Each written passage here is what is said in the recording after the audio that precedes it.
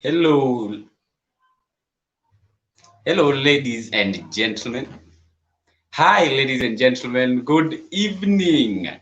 Welcome to Trends KE. Actually, welcome to the Alternative Voice. It's been a while since we met here. Happy New Year. How is your 2022 coming along? How is your January coming along?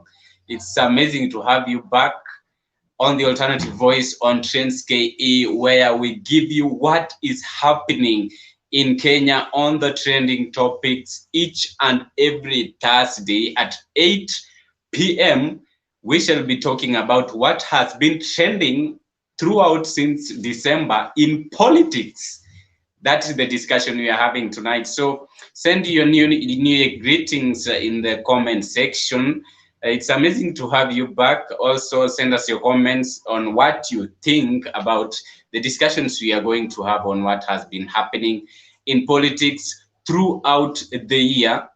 And just say hi, and we get the discussion going. In the discussion tonight, I think we shall be calling him our resident analyst and political commentator and lawyer, because he has been on this show not once, not twice, not three times.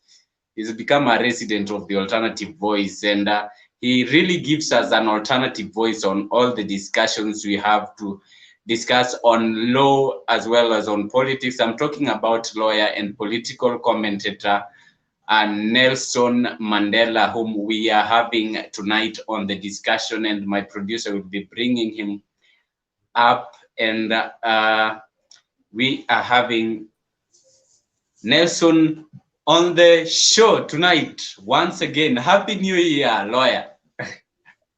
Yes, thank you so much, Cedric. Happy New Year to you and welcome back. Yeah, to those who are watching, welcome back to the Alternative Voice Trends KE, and it's good to have you. How is your new year coming along in the new opening the new year in the newest city? How is it coming along? We feel proud of ourselves because if not for the good manners we've tried to show, we wouldn't be a city by now. So we are very proud of ourselves and we're telling the people in Nairobi and Mombasa and Kisumu to watch out because Nakuru is the next big thing. We watch the pace. Yeah. Yeah, sure. So we let's just get into this direct. We do some politicking. A lot has been happening in politics since December. Actually, that's where we left December.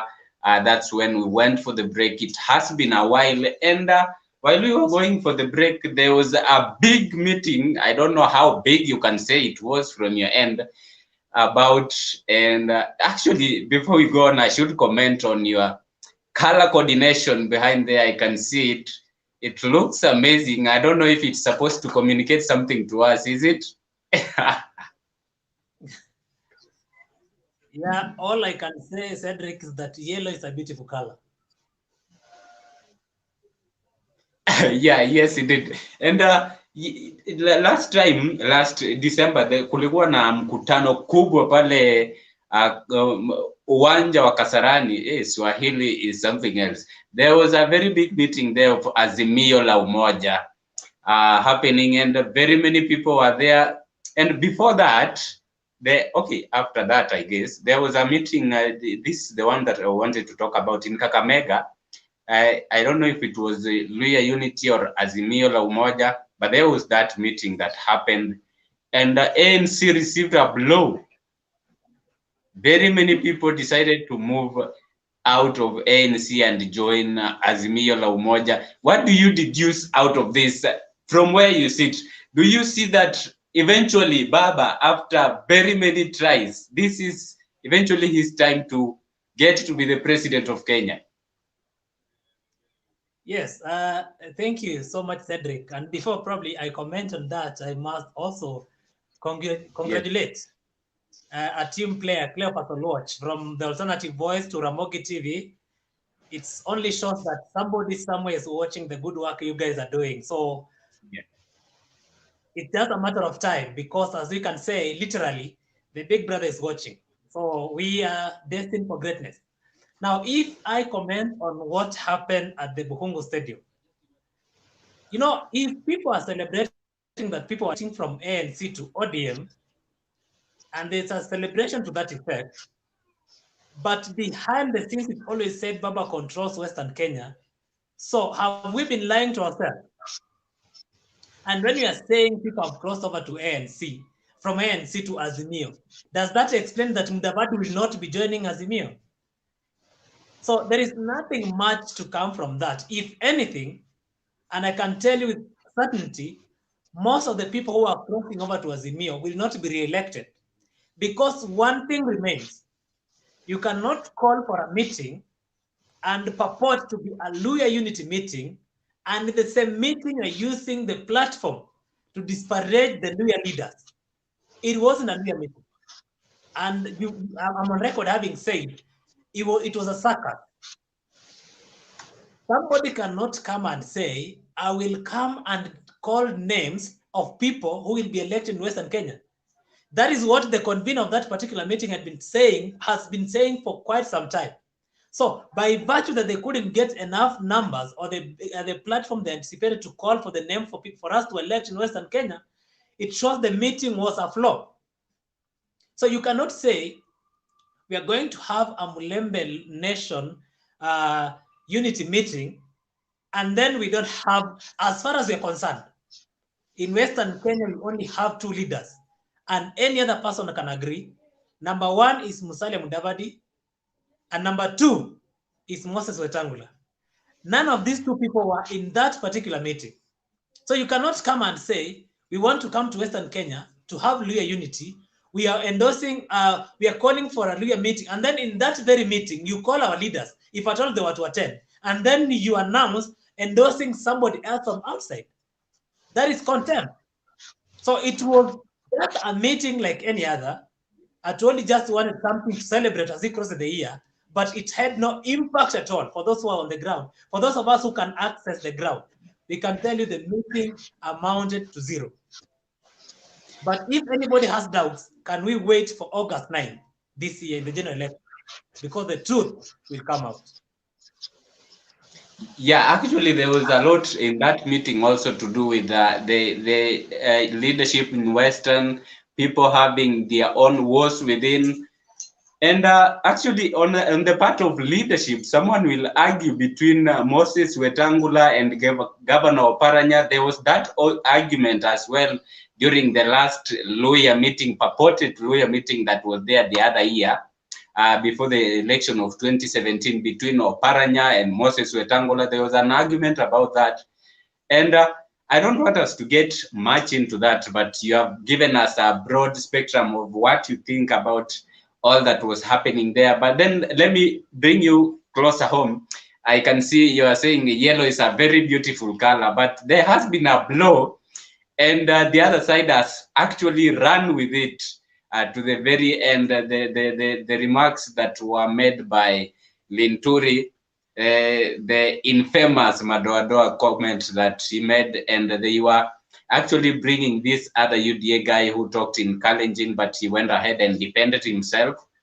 The ODM and Azimio la Umoja ran with that comment like nobody's business.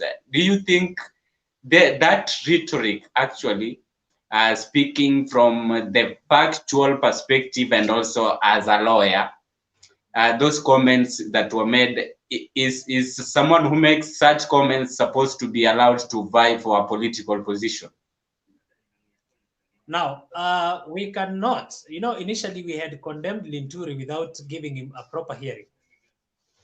But what I'll say, him having apologized, and of course the deputy president also having apologized on his behalf as the leader of the Hustler Nation movement, the remarks after the apology, that is, were quite unfortunate. Cedrick, I was in that meeting.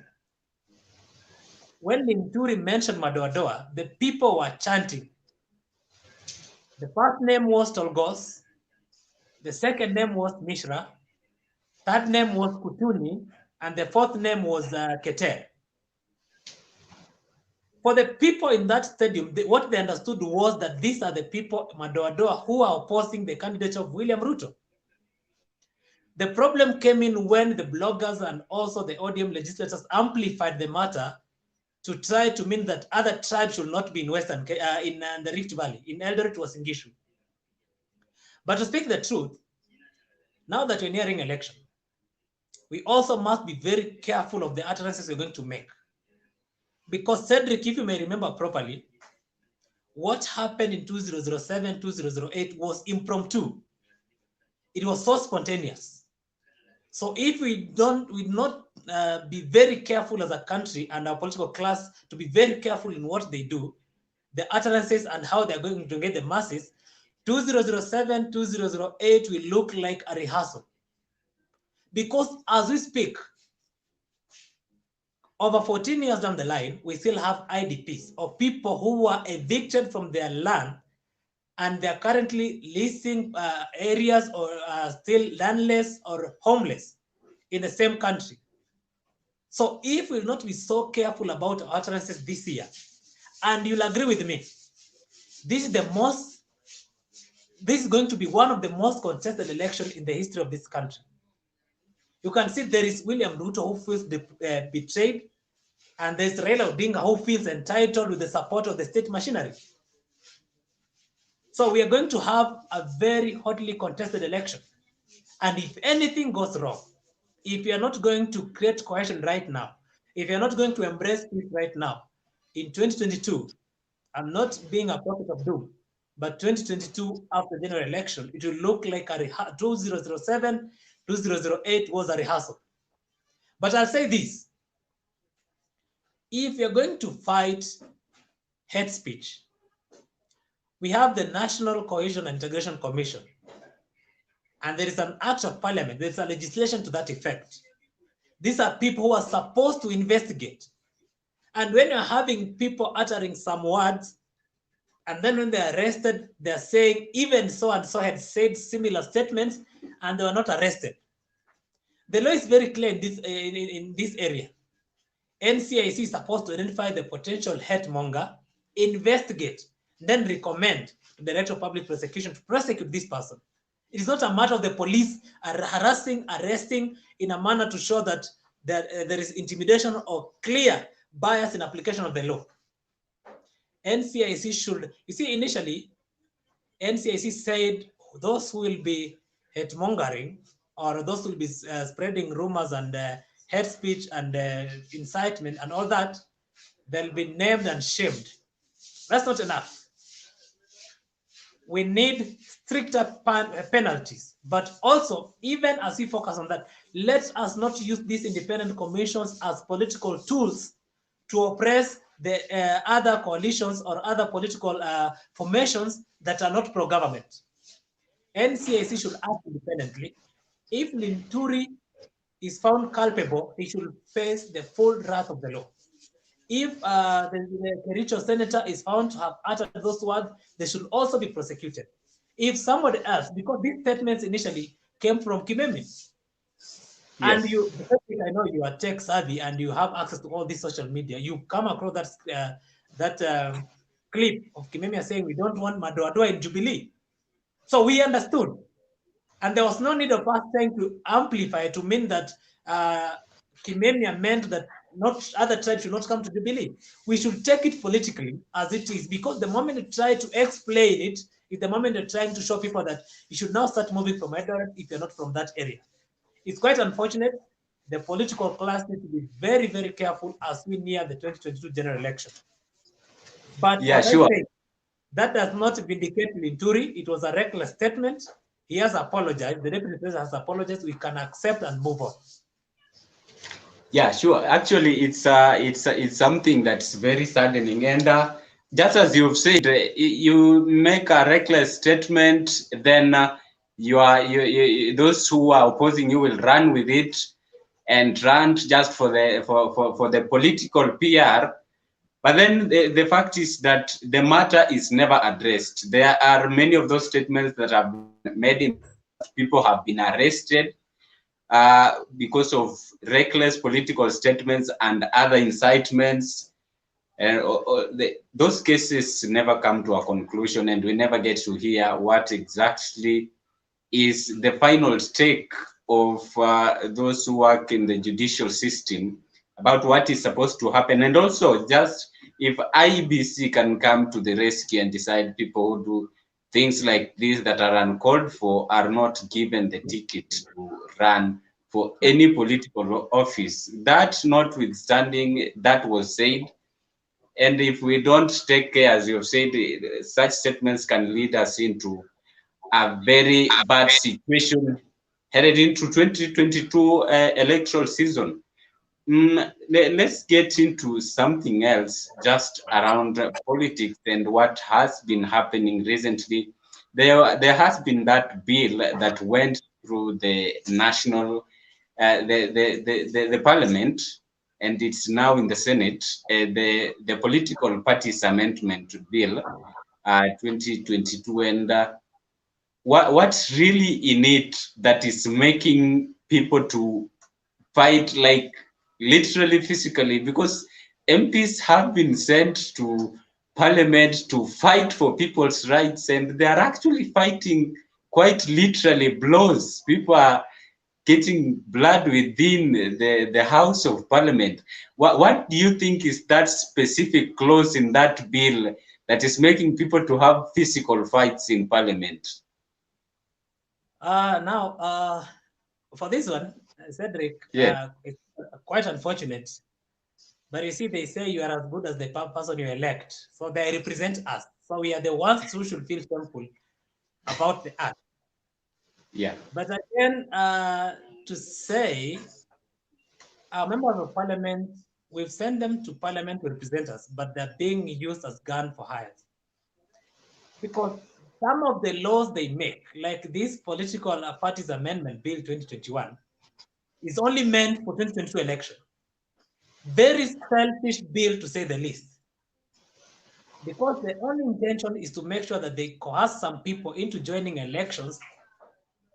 And you see, this pressure came after William Ruto said, we are going to create a national party and will not be forming coalition with these other tribal or regional parties. You remember after that statement, that is when we started having Mount Kenya, people coming up with very small parties. We're having DAPK in just operating around Matisi area in Bungoma, in Trans Nzoia. People forming village parties, and the bill is only meant to make sure that these village parties join Azimio la Umoja to form one big party. The bill is not futuristic. It's only intended to making sure that somebody becomes president or somebody does not become president. So it only means that when William Ruto said I'll not be forming coalition, they thought, okay, this is the best time we sponsor small parties in villages, and then we change the law and say we need to make coalitions 6 months before the election. So the political parties amendment bill only means that all these village parties, if they want to join Azimio, they should join latest by mid-February. Because Yes. after that, they cannot be able to join. And that's why you see the rush. And if you listen very keenly, that has also made William Ruto to change the tune. He has not said we can embrace these parties and form coalition. So once William Ruto realized that I don't have enough numbers to shoot down the bill in the National Assembly and the Senate, then let me use it and change the narrative to my advantage, because he was to some extent going to be isolated. And you can see the likes of Moses Kuria had already fallen out. Mwangi Kiunjuri was out, and we're having the Baath Party coming up from Meru. We're having Lee Kinyanjui forming Ubuntu Party in Nakuru. And these are people who are Mount Kenya affiliated members of parliament or governors or influential politicians. So the bill is very selfish. It was only meant to make sure that it makes Azimio la Umoja big and try to smother the Hustler Nation movement, this Hustler Nation movement, the William Ruto brigade.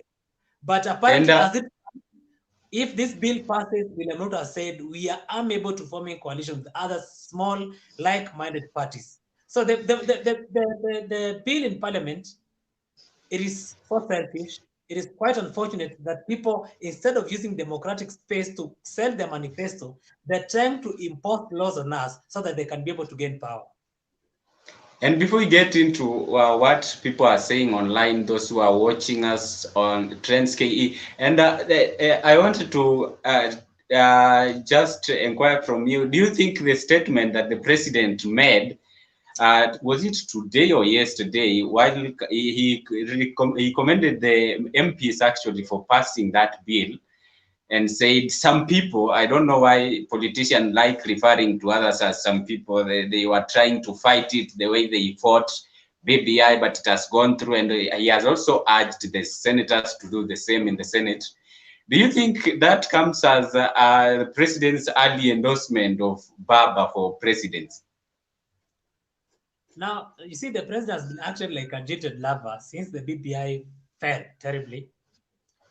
And he knows, in as much as the parliament will bulldoze his way, as much as they'll give 100,000 to the legislature to pass the bill, we thank God for the independent judiciary that we have.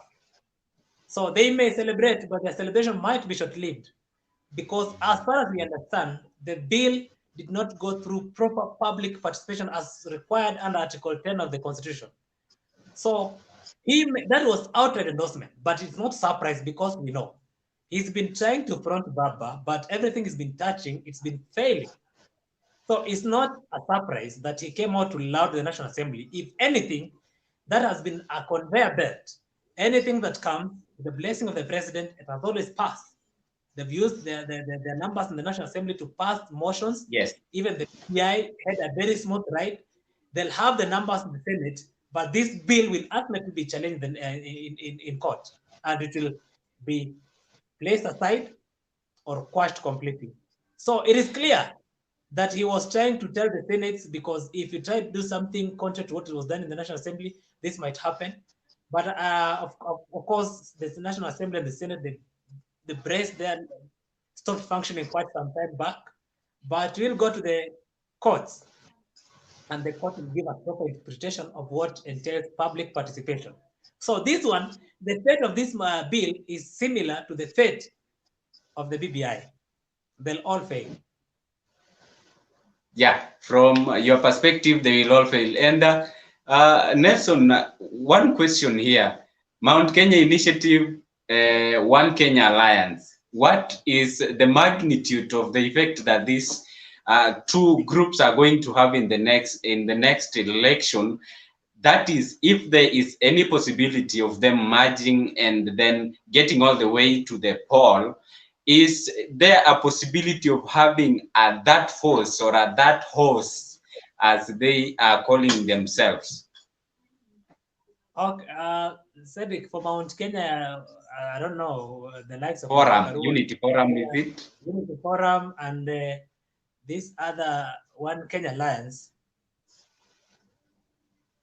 It is very almost certain that if you're going to have three horses, okay, two horses and a donkey, we'll definitely have a rerun. Because none of the You just say two horses and a donkey. Because chances are we have high chances of the two front runners not garnering 50 plus 1% as required by law. So the One Kenya Alliance, the Mount Kenya Unity Forum, they're only there to increase their value. They're only increasing their bargaining power. So that should there be a rerun, then the best, yes, they'll go for the highest bidder. There is no impact. If anything, if Mudavadi goes all the way to the ballot, yes, Mudavadi's votes are Raila's votes. Kalonzo's votes are Raila's votes. Unlike William Ruto, who never chose to go with the regional kingpins, he tried to embrace the upcoming politicians. For UDA numbers are solid numbers.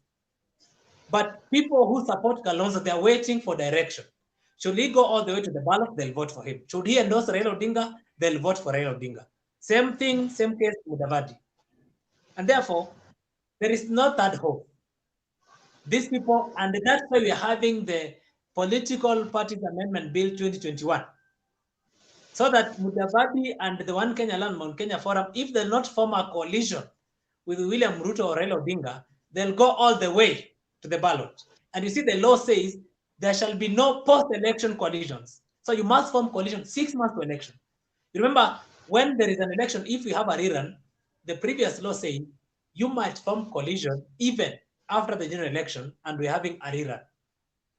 So this Alliance and Mount Kenya Forum, they'll not go all the way to the ballot. These people will form coalition with either Hustler Nation, and I can tell you with certainty, Kalonzo Musyoka is most likely to work with Raila Odinga. Musalia Mudavadi is most likely to work with William Ruto.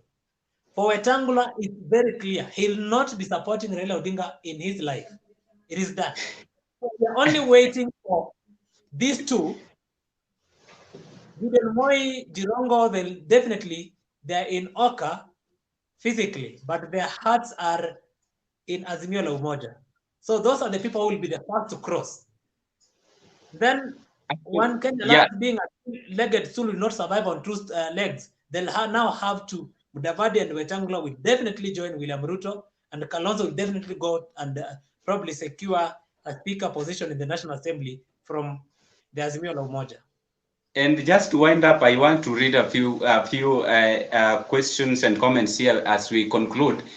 Just to wind up, actually, people, pundits are saying that Mudavadi is warming towards the Hustler Nation. He also defended the comments that who is this Cleo Malala made at the UDA meeting. Cleo Malala showed up at a UDA meeting all dressed in ANC party regalia. And Mudavadi has actually defended him for saying that those were personal comments and there is no problem with working with anybody. They are saying Mudavadi is most likely going to work with William Ruto. So what is the effect of Mudavadi working with William Ruto to Raila's camp? Putting in mind that Raila also has a plan, Azimio la Umoja has a plan through the current CS Eugene Wamalwa, through there are a number of people who are seen to be leaning towards Raila Odinga, who have also been deployed to seem to be working as Western leaders so as to deter those votes that are made for Musalia. Do you think that this strategy will help the Azimio team in case Mudavadi goes all the way to the ballot or joins the Hustler team?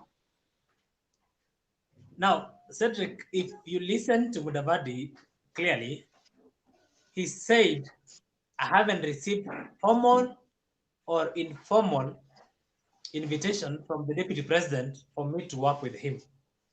Yes. He cleverly did not say, I will not work with William Ruto. He said, I've not been invited. I've not been given a formal or informal invitation. Number two, when Raila Odinga tested power through handshake, he unleashed his true colors. You remember, since 2018, they've been talking about Mudavadi and Wetangula and Kalonzo as cowards. They proceeded to deny them their rightful share from political parties' fund. They proceeded to eject their people from House committees, including Moses Wetangula, who was a co-principal in NASA. So they tell us that little power, and that's how they behave towards the people who gave them the numbers to become number 2 in the general election. It's only a fool who can be able to say, I can work with this person with full powers and he trusts me more than he trusted me when he had little power. You all remember, after the handshake, it was a 2 people affair. And the person who was used the most to disparage and keep Mudavadi and Wetangula in utmost contempt was the Secretary General of the ODM party. So, getting on what transpired post the handshake is what will inform the formation of 2022 alliances. It's only a fool who can do the same thing twice, expecting different results. For Kalonzo, for him, we never learned. Kalonzo right now, he's done.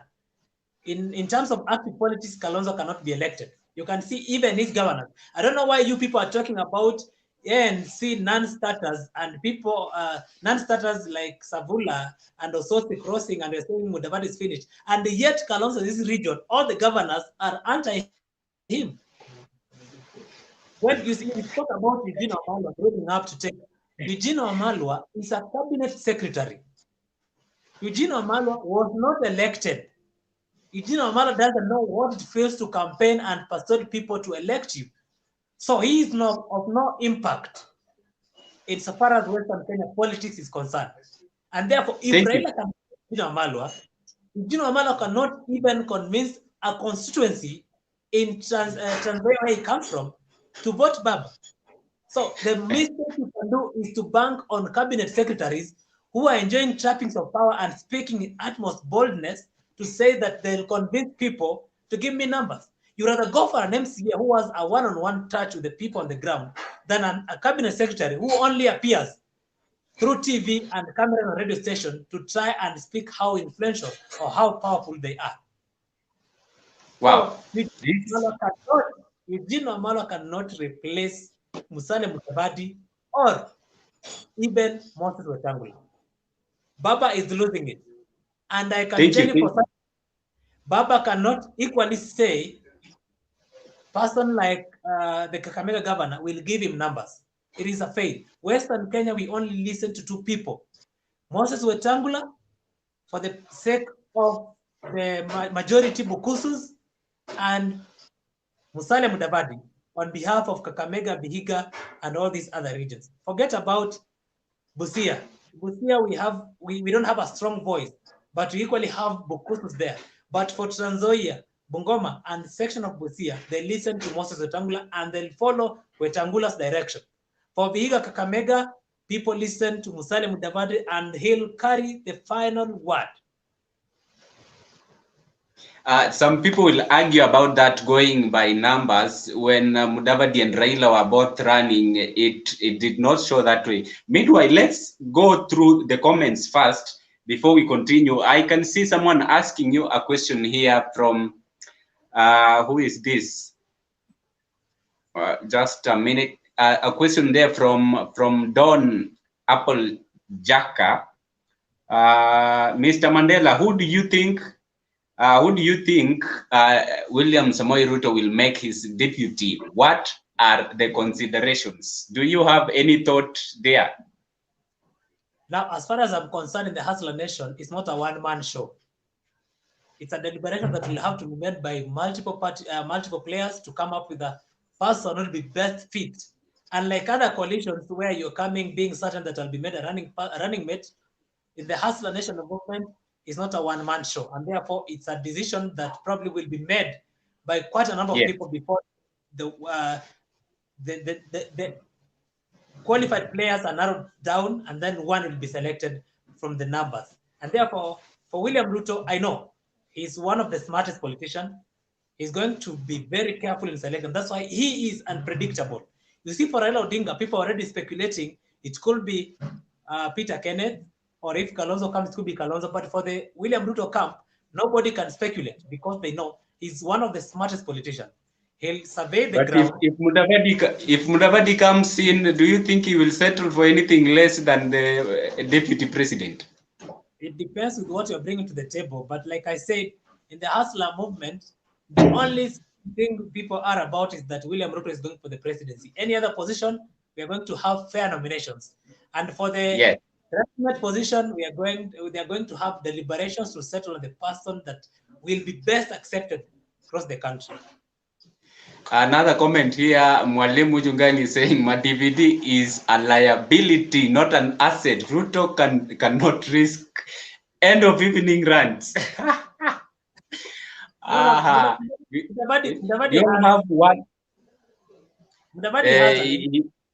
We cannot wish him away, but he has influence in Western politics.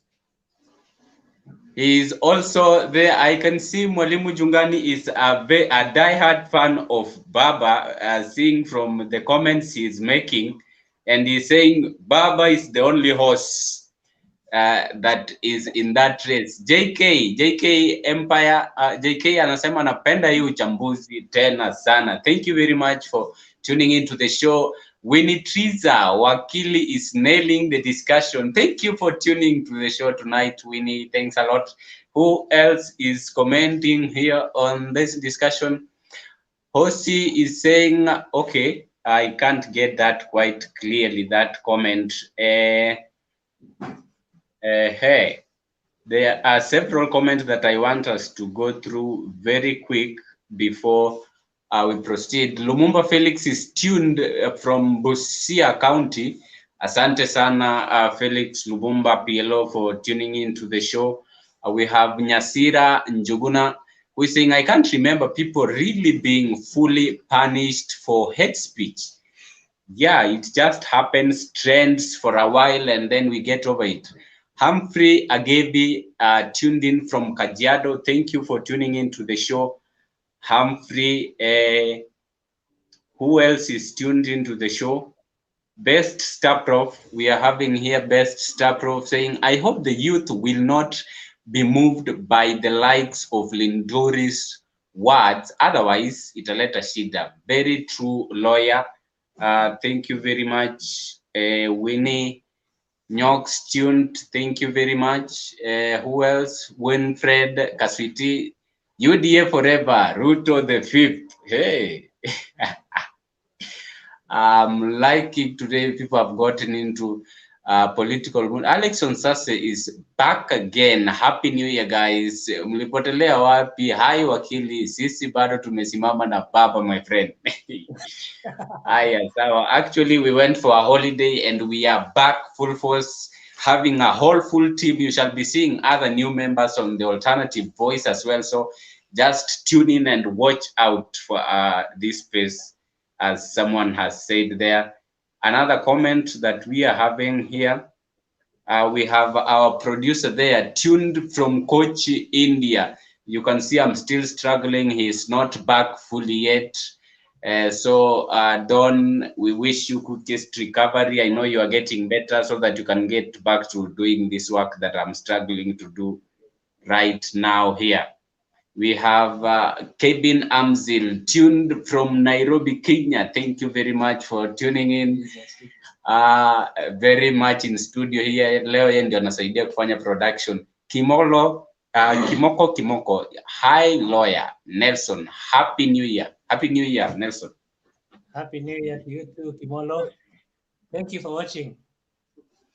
Yeah, so there are interesting times ahead coming into 2022, and I think it's high time that the youth also embraced these political discussions so that they can get themselves up to date with what is happening and also what people are saying, so that when you're making a decision, whether you are voting for Mudavadi, you are voting for Raila Odinga, you are voting for William Ruto. There are so many candidates. There is another candidate that we always have on the show here, a guy from TGN. He's also a candidate. You can vote him as well if you think his manifestos are doing well with you. So you can't just shy away from politics, and the politics decide who your leaders will be and what they will do. You don't just sit there and then come crying sometime later that we have bad leaders and you didn't participate in the whole process. So I think it's good for youth to engage in this political discussion. So lawyer, naona masaa yametuendea mbaya sana, and it was just getting interesting.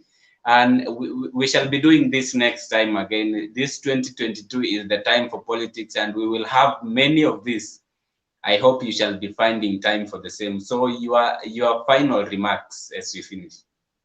Yes, thank you so much, Cedric. Now, for the viewers, we appreciate the feedback, and one thing is certain, that people are going to be voting based on issues and not tribe. I'm glad that we equally across the country condemned the amendments by this, Senator Linturi. It shows we are heading towards good direction. And therefore, as we proceed and as we gauge people's manifesto, as we enter into campaign proper, we should gauge whatever our MCA, our members of parliament, our women representatives, our governors are telling us. If I buy whatever they're selling in terms of their manifesto and then I vote for them, should they win, I celebrate. Should they lose, I congratulate the winning team and we proceed. The same thing should happen to the presidential vote. If I vote for Musalia Mudavadi and he loses, I believe in his policies and only say it was only postponed, but we have another time to fight.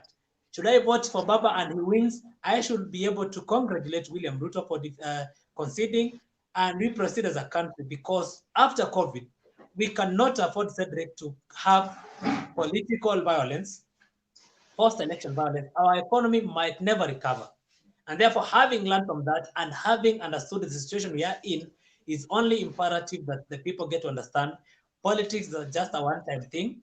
We will politic, people will sell their manifesto, we'll elect one among the equals, and whoever becomes the president for the betterment of the country, the majority will have spoken, and we need to have one country. And therefore, as we head toward this election, we only urge, especially the youth, we are the target of these people.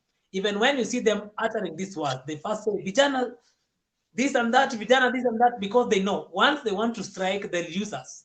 And when we will not be available, we tell them we want to hear what you have to offer. We want policies, we want manifesto, we want good agenda. Tell us. If they tell us, we buy. If they know they don't have the agenda, they'll not use us. So this election is going to be issue-based, and then we hope NCIC is going to sharpen its claws.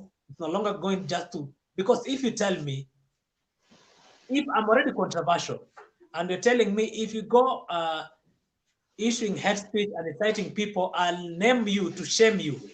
Some politicians in this country have no reputation, so you cannot only threaten them by telling them, I'll shame you. They already shame, the personification of shame itself. So we want stricter penalties.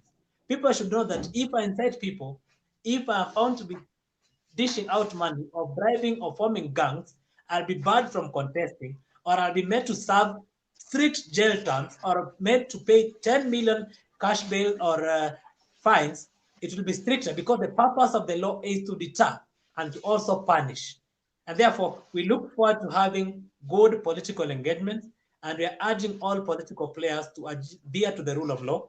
Let us engage in a civil manner, having learned from our previous mistakes. 2007, 2008 remains a scar that if you mention it to some people, to some families, they'll even fall into depression. And therefore, we need to learn from that and forge ahead and know we are having a 2022 election is going to be peaceful. Whoever wins is for the benefit of the country. Whoever loses should be able to share the ambition for the next try. Thank you so much for having me. Happy New Year to everybody, and we look forward to having further engagements in the coming time. Thank you so much, Cedric. Yes, it has been great having you on the show. We shall plan for many of these and with other commentators as well, so that we get to educate ourselves and inform ourselves on what's happening around politics until the voting day, when people are ready to make their decisions on their leaders. And it's not only the presidency. Actually, the county leadership even matters the most, because those are the services that are actually right next to you. So we shall be merging all this and discussing maybe politics from certain regions, those who are vying for gubernatorial races. Those are the people and things that matter to you, which we shall be bringing you an alternative voice to them. Thank you very much for tuning in to Trends KE. See you next Thursday, same time. But also look out for our shows on Saturday. We have new faces on the team, and please make sure you tune in anytime you receive our notifications. That's all that we have had for you this Thursday. See you next week. Thank you, and have yourself a nice remaining time. Thank you.